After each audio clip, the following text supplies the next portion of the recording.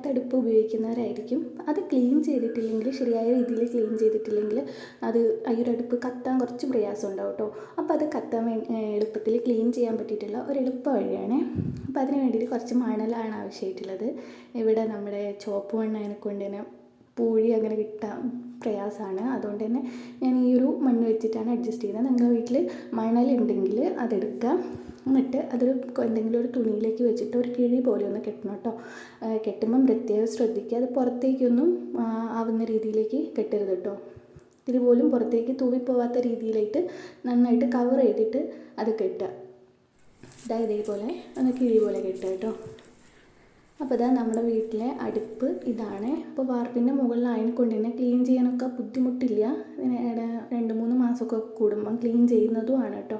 അപ്പോൾ ഇങ്ങനെയൊക്കെ ഉള്ളവർക്കാണെങ്കിൽ എളുപ്പത്തിൽ തന്നെ ക്ലീൻ ചെയ്യാം. അപ്പോൾ അതല്ല നമുക്ക് എത്താത്ത എവിടെയെങ്കിലും ആണെങ്കിൽ ക്ലീൻ ചെയ്യാൻ കുറച്ച് ബുദ്ധിമുട്ടായിരിക്കും. അപ്പോൾ നമ്മൾ ഈ ഒരു കിഴീൻ്റെ മുകളിലേക്കായിട്ട് നല്ല നീളത്തിലുള്ളൊരു കയറും കൂടെ കെട്ടുക കേട്ടോ.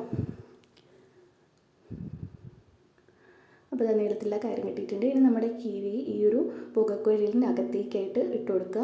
എന്നിട്ട് ഈ ഒരു കയറ് വെച്ചിട്ട് ജസ്റ്റ് അങ്ങോട്ടേക്ക് ഇങ്ങോട്ടേക്കായിട്ട് വലിച്ചു കൊടുക്കുക കേട്ടോ. അപ്പോൾ അതിൻ്റെ അകത്തുള്ള എല്ലാ രീതിയിലുള്ള വെണ്ണീരായാലും അങ്ങനെ പുകയൊക്കെ പിടിച്ചിട്ട് ഭയങ്കര അഴുക്കായിട്ട് കിടക്കുന്നുണ്ടാവില്ലേ, അതൊക്കെ നല്ല രീതിക്ക് തന്നെ ക്ലീനായിട്ട് താഴെ പോയിട്ട് തിങ്ങി നിറഞ്ഞതിരിക്കും കേട്ടോ. ഇത് കുറച്ച് സമയം ഇതേപോലെ തന്നെ അറ്റം അതിൻ്റെ അടി വരെ നല്ല കയറിന് നല്ല നീട്ടുണ്ടായിരിക്കണം. അതേപോലെ തന്നെ അതിൻ്റെ അടി വരെ നല്ല രീതിക്ക് തന്നെ ക്ലീൻ ചെയ്ത് കൊടുക്കുക കേട്ടോ.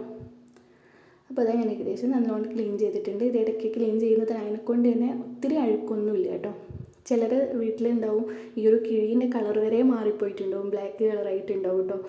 അപ്പോൾ ഇത് ഇടയ്ക്ക് ക്ലീൻ ചെയ്യുന്നതിനെ കൊണ്ട് തന്നെ ഒത്തിരി അഴുക്കൊന്നുമില്ല, എന്നിരുന്നാലും അഴുക്കുണ്ട്. അപ്പോൾ ഞാൻ കിഴി ഇവിടെ തിരിച്ചെടുത്തിട്ടുണ്ട്.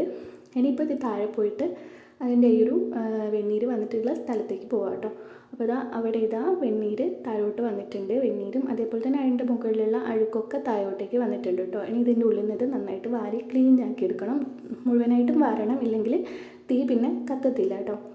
അതേപോലെ തന്നെ ഈ ഒരു അടുപ്പ് നമ്മൾ കത്തിക്കുമ്പോൾ രാവിലെയൊക്കെ തിരക്കിട്ടാവുമ്പോൾ ഈ ഒരു അടുപ്പ് കത്താൻ കുറച്ച് പ്രയാസം ഉണ്ടാവും. അപ്പോൾ നമ്മൾ അടുപ്പിൽ അരിക്ക് വെള്ളം എന്താ വെച്ചാൽ വെച്ചിട്ട് അവിടെ തീ വെച്ചിട്ട് ബാക്കിൽ വന്നിട്ട് ഇവിടെ ഒരു കടലാസിൽ തീ കത്തിച്ചിട്ട് കൊടുക്കുകയാണെങ്കിൽ എളുപ്പത്തിൽ തന്നെ തീ പിടിച്ച് വരും കേട്ടോ. അപ്പോൾ ഒരുപാട് നമ്മൾ കഷ്ടപ്പെടേണ്ട കാര്യമില്ല. തീ എളുപ്പത്തിൽ തന്നെ ഇങ്ങനെ ചെയ്യുവാണെങ്കിൽ കത്താൻ സഹായിക്കും കേട്ടോ. അപ്പോൾ ഇത്രയേ ഉള്ളൂ ഇന്നത്തെ ഈ ഒരു വീഡിയോ. എല്ലാവർക്കും ഇഷ്ടമായി എന്ന് വിചാരിക്കുന്നു. ഇഷ്ടമായിട്ടുണ്ടെങ്കിൽ വീഡിയോ ലൈക്ക് ചെയ്യണേ. കൂടാതെ ആരെങ്കിലും സബ്സ്ക്രൈബ് ചെയ്യാണ്ട് വീഡിയോ കാണുന്നുണ്ടെങ്കിൽ എൻ്റെ ചാനലൊന്ന് സബ്സ്ക്രൈബ് ചെയ്ത് സപ്പോർട്ട് ചെയ്യാനും കൂടെ പറയുന്നുണ്ട്. അപ്പോൾ നമുക്ക് പുതിയൊരു വീഡിയോ ആയിട്ട് വരുന്നവരെ താങ്ക് യു.